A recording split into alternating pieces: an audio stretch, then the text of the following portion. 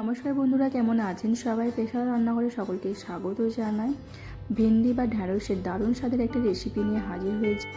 ভাত আর রুটির সাথে খেতে খুবই ভালো লাগে। আর আজকের ভেন্ডি আলু রেসিপি যদি আপনাদের ভালো লেগে থাকে অবশ্যই একটা কমেন্ট করে জানাবেন, আর ভিডিওটি ভালো লাগলে একটা লাইক করে দেবেন। তো চলুন দেখে নেওয়া যাক আজকে এই ভেন্ডি আলু রেসিপি। কিছুটা ভেন্ডি নিয়েছি আর খুব ভালোভাবে এটাকে ধুয়ে নিয়ে তারপরে এভাবে কেটে নিয়েছি। একটু বড় সাইজ করে কেটে নিয়েছি। আর নিয়েছি একটা বড় সাইজের আলুটাকে সেদ্ধ করে নিয়ে এভাবে লম্বা করে কেটে নিয়েছি।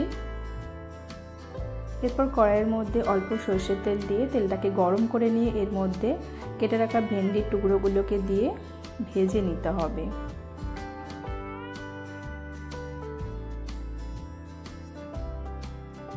তেলের মধ্যে 1-2 মিনিট ধরে একটু নেড়ে চেড়ে ভালো করে মিশিয়ে নিতে হবে।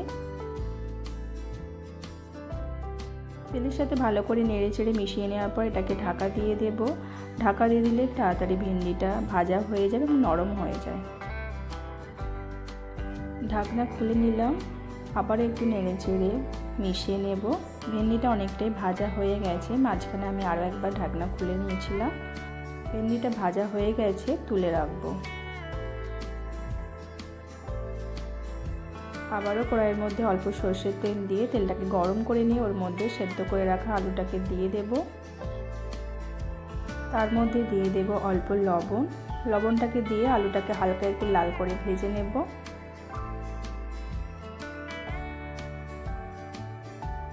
লাল লাল করে ভাজা হয়ে গেছে, তুলে রাখবো। এরপর ওই তেলের মধ্যে দিয়ে দেব গোটা জিরে আর 4-5 কোয়া রসুন থেতো করে দিয়ে দিলাম। হালকা একটু নেড়ে চেড়ে মিশিয়ে নেব। তো দিয়ে দিচ্ছি একটা পেঁয়াজ কুচানো। পেঁয়াজটাকে একদম ছোট ছোট করে কুচিয়ে নিয়েছি। পেঁয়াজটাকে দিয়ে হালকা নেড়ে চেড়ে ভেজে নেব।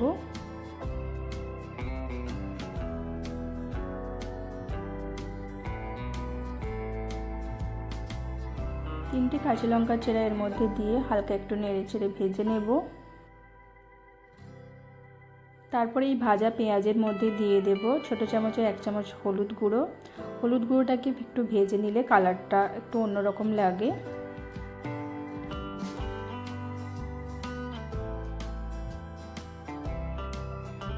পেঁয়াজের সাথে হলুদ গুঁড়োটাকে ভেজে নেওয়ার পর এর মধ্যে দিয়ে দেব ভেজে রাখা আলু আর ভেন্ডিটা।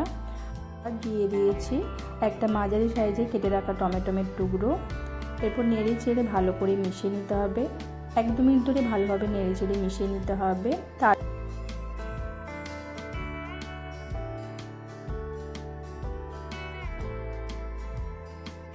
তারপর দিয়ে দেব স্বাদ মতো লবণ আর ধনে গুঁড়ো দিয়ে ভালোভাবে আবারও 1-2 মিনিটের মতো নেড়ে চেড়ে মিশিয়ে নেব।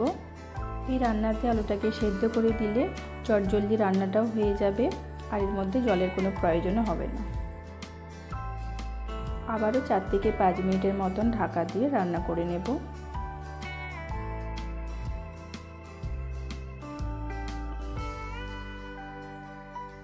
5 মিনিট পর ঢাকনা খুলে নিচ্ছি, দেখে নেব সমস্তটা ভালোভাবে গলে গেছে কিনা আলু ভেন্ডি।